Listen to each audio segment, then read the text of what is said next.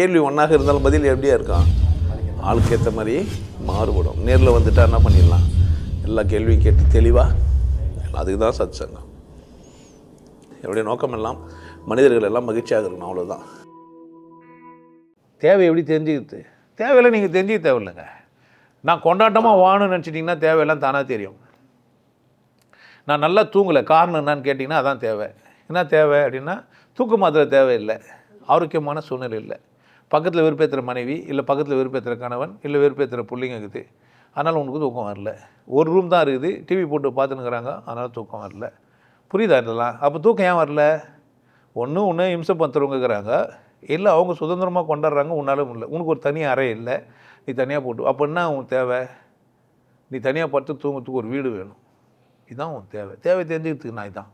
இப்போ நல்லா தூங்கணும், நல்லா சாப்பிட்ணும், அதான் உன் தேவை. நல்லா சாப்பிட்ணுன்னா யாரோ ட்ரெடிஷ்னலாக சாப்பிட்ணுது இதே சாப்பிட்ணுங்கிறேன். அந்த உப்பு புளி வெங்காயத்தெல்லாம் ஒன்றா இடிச்சு, அது பேர் என்ன வடகமா, வடகம் செஞ்சு வச்சு தான் சாப்பிடுவோம். வெங்காயம் ஃப்ரெஷ் வெங்காயம் போட்டு தாளிக்கிறது இல்லை, நல்ல நெய் ஊற்றி தாளிக்கலாம். எப்போ பாரு எண்ணெய் ஊற்றி தாளிக்கணுன்னே சொல்லிட்டாங்களா? யாரும் நெய் ஊற்றி தாளிக்கணும்னு சொல்லவே இல்லையா? அதனால் நெய் ஊற்றி நெய்யை ஊற்றி தாளிக்கலாம். எண்ணெய் ஊற்றி தாளிக்கிறதெல்லாம் பழைய காலம்னு என்ன பண்ணால் நெய்யை ஊற்றி தாளித்து நல்லா என்ன பண்ணணும், 4-5 பருப்பெல்லாம் போட்டு கடைஞ்சி சாப்பிடலாம் நல்லா ஆரோக்கியமாக. அப்படியே என்னது முழங்கால் வழிவாரன்னு சொல்லி வச்சுருப்பாங்க, அந்த பாட்டு வரி ஃபஸ்ட்டு வரி வந்துட்டேன். அது திருப்பாவில் இருக்கும். நல்லா சாப்பிட்றது, மூட நெய் பெய்யுது முழங்கால் வழிவாரன்னு, அந்த நெய்யெல்லாம் ஊற்றி அப்படி சாப்பிட்டா அது அப்படியே விரல்கள் வழியாக சந்தில் பூந்து அப்படி வரும். அது வந்து இங்கே விழுணுமா. இன்னும் ஔவையார் சொல்கிறாங்க, ஒரு நூலை ஒன்று கட்டிடணுமா, அறுக்கம்புள்ள சாப்பிட்ணுமா, அறணும் ஊன் பல விரும்பு. ஏன்னா அப்போ தான் புரிஞ்சிச்சா?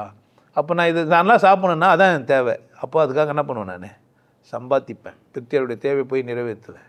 அப்போ நல்லா இருப்பேன். ஒரு புறம்போக்கு ஒருத்தன் பேசுகிறான், வேலைக்கெல்லாம் போகக்கூடாது, என்னோடய சீடர்கள் யாரும் வேலைக்கே போகக்கூடாதுன்றாயா, அடுத்தவனுக்கு வேலை செஞ்சே பழப்பீங்களான்னு கேட்குறான். டேய், பிறந்ததே அடுத்தவங்களுக்கு வேலை செய்யறதுக்கு தான். பொட்டையா போனானா, அதனால் அவனுக்கு தெரியவே இல்லை. இப்போ நம்ம ஆம்பளைங்களுக்கு தான் புரியும். நம்ம ஆம்பளையா எதுக்கானா, அடுத்தவங்களுக்கு வேலை செய்யறதுக்கு தானே. அடஸ்தானே இதில் வர எலன் மஸ்க்கும் அதே ஃபாலோ பண்ணுறாரு. நான் நல்லா இருக்கிற உங்கள் கதைன்னு நினச்சேன். நான் யாருக்கு போந்தேன், அடுத்தவங்களுக்கு வேலை செய்யறதுக்கா இல்லையா? ஆமாவா இல்லையா?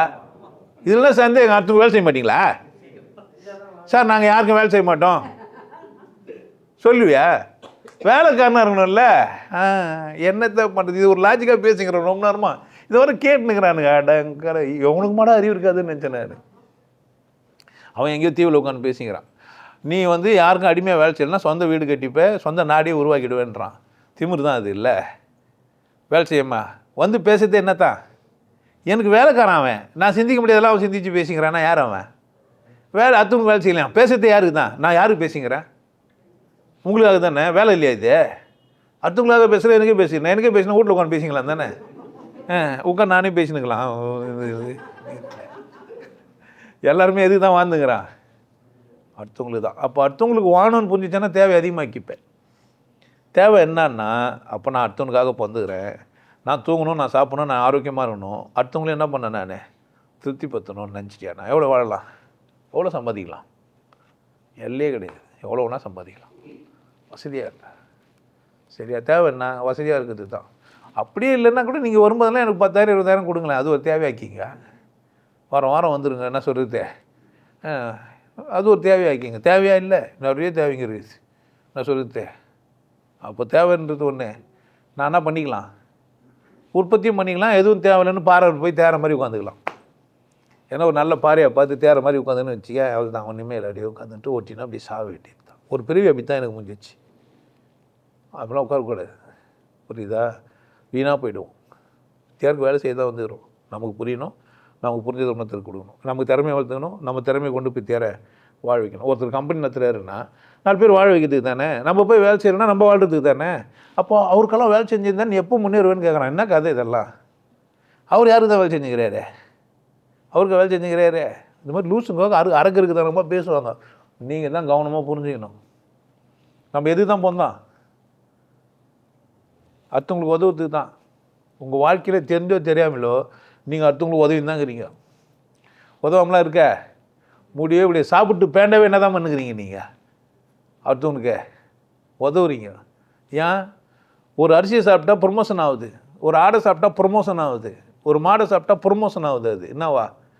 மனுஷனா? புரியுதா? ஆட்டோமேட்டிக்காக நீங்கள் யாருக்குன்னா என்ன பண்ணி தான் ஆகணும்? உதவி தான் ஆகணும். உதவாமலாம் இங்கே இருக்க முடியாது. அதெல்லாம் சும்மா பேச்சு. மூச்சு விட்டாவே மரத்துக்கு உதவுறீங்க, கார்பன் எடுத்துக்கும். நான் உதவ மாட்டேன் யாருக்குன்னு போய் சேர்ந்துட வேண்டியது தான். உதவலைன்னா செத்துரு. இது உயிராக இருந்தவே யாருக்கோ ஒருத்தருக்கே உதவி தாங்கிற. அதனால் உங்கள் தேவை என்னன்னா, உங்கள் தேவையை நிறைவேற்றத்தும் இன்னொருத்தருடைய தேவையை நிறைவேற்றத்தும் கூட உங்கள் தேவை தான். சரியா? நீங்கள் யாரோட தேவையை நிறைவேற்றலான்னு யார் முடிவு பண்ணணும்? நான் சும்மா சொன்னேன்மா, வாரம் 10,000 கொடுக்குவேன், பயந்துடாதீங்க. ஆனால் நீங்கள் கொடுத்தாலும் நான் வாங்கிப்பேன். அதுக்காக இப்போ ஆளுக்கு வாரம் 10,000 கொடுத்தா வேணா நான் சொல்ல முடியும். வேலை இருக்குது, சீக்கிரமாக ஹெலிகாப்டர் வாங்கிடுவேன், அவ்வளோதான். கரெக்ட் தானே? என்னவோ வசதியாக வாழ்ந்துட்டு போகலான்னு பார்க்குறேன். வேணாவா? ஏன் தேவை? உன் தேவை எப்படி? நீ எப்படி வாழ்ந்துட்டு போ. என்ன பிரச்சனை? நல்லா இரு, நல்லா வசதியாக இரு. என்ன வச்சு கட்டிக்கிறீங்க? நான் பற்றியா மோதிரம் பற்றியா? எங்கே மோதிரம் போட்டுக்கிறீங்களா? இது வெள்ளி என்ன கேர் கட்டிக்கிறீங்களா? பூணூல் போட்டுக்கிறீங்களா? போடணும். 10 ரூபா பூணூல் போகிறதுல என்ன ஆகிடும் போகுது? என்னண்ணே பூணு இல்லையா? பின்ன கடையில் தானே வாங்கி போட முடியும். பூணில் யார் சொன்னா? நீ என்ன சட்டை கைட்டியை காமிச்சிக்கிற எல்லாம் இருக்கா?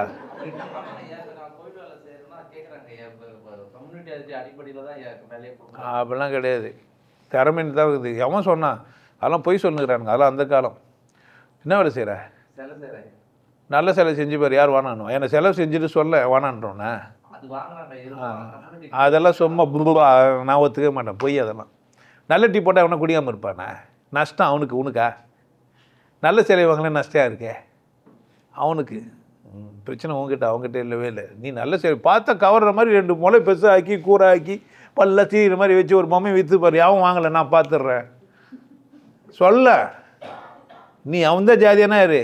என்ன சூத்து கொஞ்சம் பெருசா, அவன் அது விவேக் ஒரு 10 ரூபாய் எல்லாத்தையும் பொம்மை எல்லாம் திருப்பி வச்சுருவாங்க. வாங்கிட்டாங்களா இல்லையா? ஜாதி பார்ப்பாங்களா என்ன? சும்மா அதெல்லாம் பொய், ஏமாத்து உலகம் இது. நீ சரியாக செஞ்சா என் பேச்சை கேட்காம விட்டுட்டுமே, தப்பு இல்லை. டவுன்லோட் பண்ணினா கொடுங்கன்னு கேட்டு வாங்கி பார்த்துங்கிறான். என்ன நேராக பார்த்தா தானே சப்ஸ்கிரைப் ஆகிடுவாங்க. என்ன பண்ணுங்க, யாருன்னா டவுன்லோட் பண்ணி எனக்கு அனுப்பிச்சிருங்கலாம் கேட்டு வாங்கி பார்த்துங்கிறாங்க. தெரியுமா உனக்கு? எத்தனை பேர்கள் என் வீடியோக்கு தெரியுமா? அப்புறமா என்ன பிரச்சனை வரும்போது தெரியும் எவ்வளோ பேர் பார்க்குறானுங்கன்ட்டு. அதெல்லாம் சும்மா ராஜா, அப்படிலாம் கிடையாது. நீயா உன் திறமையை கம்மியாக்கிக்காத. நீ எந்த ஜாதியிலனா பிறந்துரு, திறமையாக இருந்தால் என்ன ஆகலாம்?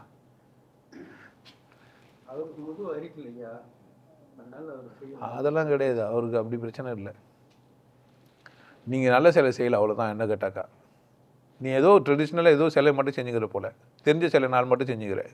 கொஞ்சம் நேரம் சிந்திச்சு இல்லை என்ன மரியாதை ஐடியா கேட்டு சிலை நார்மலாக செஞ்சு அவனும் பார்க்க மாட்டான். கொஞ்சம் இப்படி வச்சு பாரு, இல்லை இப்படி விடு. புரியுதா என்ன சொல்கிறேன்ட்டு? கீழே மேடெல்லாம் பண்ணி காட்டு. என்ன சிலை செய்வேன் நீ? கோவில் சிலை செஞ்சுருந்தா எப்படி பண்ண வியாபாரம்? கோயிலே வானான்னுங்கிறேன் நான். வேறு சிலையெல்லாம் செய். அப்புறமா மாற்றிக்கா. அப்புறமா நீ மாறாமல் ஜாதி மாறலன்னு நிற்பிய. தப்பு உங்களை. எது வியாபாரம் ஆகுதோ அது விற்கணுமா, இல்லை வியாபாரம் ஆகுது பொருள் விற்று நிற்பியா? சார் எனக்கு இதான் தெரியுட்டு மனுஷன் என்ன அப்போ ஒத்துப்பான் இல்லை? உலகம் முன்னேறினே போயினுக்குது. நாங்கள் போய் இதில் போயிட்டு யூரோப் கண்ட்ரியில் போயிட்டு காசை போட்டு பிஸா பாக்ஸில் வரி வச்சு சாப்பிட்டோம். ஒன்றும் ஊட்டினும் சூட்டுக்குன்னு இருப்பியா? சொல்லு. படிச்சது அதுனாக்கா அதுலேயே இருப்பியா? மாற்ற வேண்டியது யார்? அப்டேட் பண்ண வேண்டியது யார்? அங்கேயும் நின்று தான் என்ன தான் கோயில் கட்ட தானே உனக்கு வியாபாரம் ஆகும். அப்புறமா கோயிலில் கட்டாது உனக்கு எப்படி வியாபாரம் ஆகும்? அவன் கோயில் அடிக்கிறதுக்கு வந்துக்கிற கட்சியே கோயில் அடிக்கிற கட்சி. நாட்டில் எங்கே இந்த கோயில் கட்டுவானுங்க? இரு கோயிலே சுத்தமாக பராமரிக்காமல் இருக்கிறாங்க. நான் உனக்கு கோயில் வேலை செய்து தப்பு சொல்லல, கூடவே இந்த வேலையும் செய்யணும். வயிறுக்கு இது இல்லை, உட்காந்து பொம்மை செஞ்சதுன்னா எப்போ வளருவேன்? வேறு பொம்மையெல்லாம் செய்ய கற்றுக்க. புரியுதாண்ணா சொல்கிறேன்? இங்கேயே 10 பேர் பொம்மை செஞ்சு தரேன்னு சொல்லிப்பாரு, 4 பேர்னா இருப்பான் தான் பொம்மையை செஞ்சு வச்சுக்கலான்ட்டு. எப்போ பார்த்தாலும் ஏதோ ஒன்று ட்ரெடிஷ்னலாக தெரிஞ்சு அதே பொம்மையை செஞ்சு நிற்பீங்களே, அதையும் கூட ஏற்றி அறிக்கை செய்யணும்ல. என்ன பொம்மை நல்லா செய்வேன்? அப்பா பரவாயில்ல. எந்த அம்மன் நிறைகிறாங்க? எல்லா அம்மனும் செய்வேன். துர்கை செய்வியா? செய்வேன். துர்கைக்கு எத்தனை கையே? கரெக்டாக சொல்லு. எத்தனை கையே சொல்லுவா. அப்போ 10 போட்டவன் 12 போட்டவங்களாம் அது மாதிரி கேட்குற கையெல்லாம் செஞ்சு கொடுத்தா ஒத்துப்பாங்களா? அதுக்கு ஒரு லாஜிக்காக எதனா தெரிஞ்சு வச்சுக்கணும்ல. பொதுவாக சாமிகளுக்கு 4 கை வச்சுக்கிறோம். 4 தானே? இந்த பக்கம் 2, இந்த பக்கம் 2. பின்னாடி பக்கம் ஷோல்டரில் ஏதாச்சு ஷோல்டரில் என்ன பண்ணுவேன்? அந்த கையை எப்படி எடுத்துன்னு வந்த பின்பக்கம் வெளியே பின்னாடி பார்க்குறதுக்கு நீ எதெல்லாம் பண்ணிவிட்டு ஃபினிஷிங் ஆன பேருக்கு எப்படி தெரியும்? அது 2 ரிப் இருக்குமா அங்கே பின்னாடியே? அது பட்டக்குது இல்லை, கைக்கு ஒரு பட்டை வருது இல்லை, தூக்குனா 4 கை வரணும், 4 பட்டை இருக்கணும்ல. பண்ணி அப்போ நான் யோசித்தேன். நீ அதை யோசித்தியா? ஆனால் கோயிலில் மேலே கோபுரங்கள்லாம் இருக்குது இல்லை, அங்கெல்லாம் சிலை செஞ்சுக்கலாம், பின்பக்கம்லாம் பார்க்க மாட்டான் தானே? அதுதான் சொன்னுக்கிறேன். அங்கே போய் பாரு, அதெல்லாம் வேறு மாதிரி செஞ்சுக்கிறாங்க. இத்தனைக்கும் போய் யாரும் பார்க்கல, ஆனால் அந்த பக்கம்லாம் பார்த்து கவனமாக செஞ்சுருந்துக்கிறாங்க. நீ யோசிக்கவே இல்லையா அதை பற்றி? ஆனால் அந்த காலத்தில் அதெல்லாம் யோசிச்சுக்கிறாங்க. அப்போ ட்ரெடிஷ்னலாக உனக்கு கத்தரலையே. ஏன்னா ஒரு கோபுரத்தில் போய் மேலே ஏறிப்பார், கட்டின கோபுரத்தெல்லாம் பின்பக்கலாம். நான் சொல்லிட்டேன்லாம் இல்லை, பின்னாடிலாம் எப்படி செஞ்சுக்கிறாங்கன்னு பாரு. உட்காந்துக்கும் போது இந்த கோடு பின்னாடி பக்கம் அந்த மடிப்பெல்லாம் அவ்வளோ அழகாக பண்ணிக்கிறான். எப்படி அவன் யோசித்தா அதெல்லாம்? நீ பார்க்காத இடன்ட்டு என்ன வேணால் பண்ணிடுற தெரியுமா? வள்ளுவர் சிலை செஞ்சுக்கிறான்ல, பின்னாடி பார்த்தா உட்காந்துக்கிறாரு, முன்னாடி பார்த்தா நின்றுக்கிறாரு. எப்படி அது? ஆமாண்ணா, அறிவு கட்ட ஆட்சிக்கு வந்தால் இப்படி தான் இருக்கான். சரியில்ல செயல் இப்போ சிலை செஞ்சால் எப்படி தான் செய்வான். அப்போது உன்னுடைய ட்ரெடிஷ்னல்லி நீ என்னவா இல்லை அக்கறையால். ஆனால் அன்றைக்கி மனுஷன் எப்படி இருந்துக்கிறான்? புரியுதா? சரியாரு புரிஞ்சுட்டா? வியாபாரம் எப்படி ஆகலை, ஜாதிகள்லாம் சம்மந்தம் இல்லை. வேலையை பார்ப்பாங்களே, ஜாதியை பார்ப்பாங்கய்யா. ஒரு லேத்து பேக்கிலேருந்து ஒரு ஏதோ ஒன்று பண்ணி எடுத்துன்னு வரேன்னா வேலையை பார்ப்பாங்களா, ஜாதியை பார்ப்பாங்களா? அப்புறமா சோறு ஆகிற பிரியாணி செஞ்சேன், பாய் பேர் நான் கேட்டேன். இல்லை அக்கிம் பாயினை தான் சாப்பிடுவேன்னு சொன்னியா? யாரோ ஒரு பாய் செஞ்சுக்கிற ரவி தானே? இல்லை கேல் கூட செஞ்சுக்கிட்ட வானான்றியா? பிரியாணி நல்லா இருந்தால் என்ன பண்ணுவேன்? உள்ள சமையல்காரனை போய் விசாரிச்ச, மாஸ்டர் யாருன்னு கேட்டால் போய் சாப்பிட்டேன். புரியுதா? சும்மானா அதெல்லாம் ஜாதி இருக்குதுன்னு சும்மானா சொன்னுக்கிறானுங்க, அதெல்லாம் இல்லை. புரியுதா? திறமை தான் இருக்குது. செய்தொழில் வேற்றுமன்னாக்கா அதை செய்கிற வேலை தான், அதில் அக்கறை இல்லை உனக்கு. புரியுதா? பொதுவாக 4 கை வச்சுருந்தான், ஏன் 4 கை வச்சான்னு கேளு. பூத 4 அதுக்காக வச்சுக்கிறாங்க. சரியா? இறைவனுக்கு 4 கரங்கள். 5வது கரமாக இருக்கிற ஒன்றுக்காக தும்பிக்கையை வச்சு யானையாக வச்சாங்க. ஆனால் 5வது கரம் கிடையாது, 4 கரம் வச்சு தான் வச்சுது. 4 பேருக்கு தான் நன்றி. ஏன்னா போய் சேர இடம் கடவுள்கிட்ட, அதனால் 4 கை. புரியுதா? 8 சொன்னால் 6 சொன்னால் செய்யாத. ஏன் லாஜிக்காக இடிக்குதுங்கன்னு சொல்லு. யார் அப்போ உனக்கு அப்போ விஷயம் தெரிஞ்சவனா தானே நீ மாறணும். அது சொல்லி சொல்லு, இது மாதிரி 4 கைங்க 4 பூதம் அதுக்காக வச்சுக்கோங்க சொல்ல. இப்போ சொல்கிறேன் தானே, 4 பேர் சொல்லி எஜுகேட் பண்ணுவோம். பொம்மையே விசேஷம் இல்லையான்னு கேட்குறான். பாண்டுரங்கம் பானை மட்டும் தான் செஞ்சுக்கலாம், நல்லா இருந்துக்கிறான். அவங்க அந்த ஜாதினா விட்டாங்களா என்ன? இன்ன வரைக்கும் பேசி தானுங்கிறாங்க. ஒரு வேட்டுவர் கறி சாப்பிட்டு கறி ஊட்டினார், இன்ன வரைக்கும் விட்டாங்களா என்ன? விட்டாங்களா? கண்டப்ப நாயனார் பேசி தானுங்கிறாங்க. அப்புறமா என்ன? ஜாதியெல்லாம் மேட்ரு இல்லை, திறமை தான் விஷயம். நீங்கள் திறமை வளர்த்துனா எப்படி இருக்கலாம்? நீங்கள் எந்த ஜாதினா போந்துருங்க, அது மேட்ரு இல்லை. இல்லைன்னா திறமை இல்லைன்னா என் வீடியோ ஒருத்தன் பார்க்கறதுக்கே திறமை ஒன்றுன்றேன் நான். ஏன் சராசரி மனுஷனால் என் வீடியோ பார்க்க முடியாது, பார்க்கவும் கூடாது. சராசரி ஆளுக்கு நான் கிடையாது, கொஞ்சம் சிந்திக்கிறவனு தான் நான், சிந்திக்காதவனுக்கு நான் கிடையாது. ஒத்துக்க முடியாது என்ன, பாவம் தான் அவன். சரியா? பூணூல் வாங்கி போடுங்க எல்லோரும், 10 ரூபா தானே. ஆல்மா என்ன ஆகாது, யாரை பார்த்தா ஜாதிக்குதுன்னு சொல்லுவாங்க, கன்ஃபியூஸ் ஆகிடுவான். ஜாதியை பாதுகாப்பாக வச்சுக்கிறீங்க. பூணூல் வாங்கி போகிறது என்ன இருக்குது? ஒரு நாள் பூணூல் போடு, ஒரு நாள் அவுத்து வச்சுட்டு போனா. எங்கன்னா பீச்சு குற்றாலத்துக்கெல்லாம் போனால் பூணூல் போட்டுன்னு போ. ஏன் அவுத்து போட்டு குளிக்க போகிறல்ல, அதுக்குன்னு ஆஃபீஸ் போகும்போது போட்டு போகுது, உள்ளே தானே இருக்குது, தெரியாது. இல்லை பூனல் வாங்கி மேலே போட்டுன்னு போ, கோட்லாம் போட்டு மேலே ஒன்று போட்டு. நான் வெளியிலேயே வாங்கி போட்டுக்கிறேன். எனக்கு ஒருத்தன் வெளியில் வெற்றிராஜன் ஒருத்தன் வெளியில் வாங்கி கொடுத்துக்கிறான். எல்லாத்தையும் போட்டு மேலே போட்டு பண்ண சாமிங்கெல்லாம் பார்த்தீங்கன்னா பூனல் மேலே போட்டுருக்கோம். ஏன் போச்சேன் அம்மா பூனல் போட்டால் உயர்ந்தவனே போட்டுங்க, என்ன பிரச்சனை? இப்போ கட்சி ஷூ போட்டால் வசதியானவனா கட்சி ஷூ வாங்கி போட்டுக்கிறேன் தானே. இது கேவன் கெல்வின்னு ஒரு பனியன் ஒன்று வாங்கி போட்டாக்கா டூப்ளிகேட்னா செஞ்சு மாட்டிகிட்டே இல்லையா? என்ன பிரச்சனை உனக்கு? எல்லோரையும் வாங்கோ போங்கோ மாமி சொல்ல. மாமி ஆற்றுல மாமா என்ன பண்ணுறாரு கேளா, என்ன இப்போ பிரச்சனை? இதுதானே பிரச்சனை சொல்லு. எல்லோரையும் பார்த்து மாமான்னு வாங்கோ, ஆற்றுல என்ன பண்ணுறீங்க, இதுதான் பிரச்சனை. இது அவனுக்கு அதானே புரியுது. வாங்க மாமா எப்படி இருக்கேள், என்னென்னா இருக்கேலா, இதுதான் ஒரு விஷயமா. நல்லா இருக்கிறேன்னு கேட்கக்கூடாது, எப்படி கீரைனும் கேட்கக்கூடாது. நன்னா இருக்கேலா, சேமமாக இருக்கேலா, ஜலம் சாப்பிட்றீங்களா, அவ்வளோதான். என்ன பிரச்சனை? இங்கிலீஷ் பேசுகிறதில்ல ஒன்று, வாட்டர் ப்ளீஸ் அப்படி சொல்கிறது தானே. எஸ்கியூஸ் மீ, சாரி, அந்த மாதிரி கற்றுக்க வேண்டியது தானே. ஜலம் சாப்பிட்றீங்களா, வீட்டுக்கு வந்துட்டு ஒரு ரூபா ஜலம் சாப்பிட்டு போவோம். பெருசாக இன்னும் சொல்லி ஜிலேபி கொடுப்பாங்க, ஜாகரி கொடுப்பாங்கன்னா சொம்பளை தண்ணியை தந்துடுவாங்க, அவ்வளோ தானே. அதெல்லாம் தப்பு கிடையாது. ஜாலியாக வாழ்த்தானே வந்துக்கிறான். ஜாதியாவது ஜாதி அந்த ஜாதியாக இருந்தால் என்ன? ஏன்னா ஜாதியில் இருக்கிறோம் வாயில் போயிடுவோம்னா சொல்லு.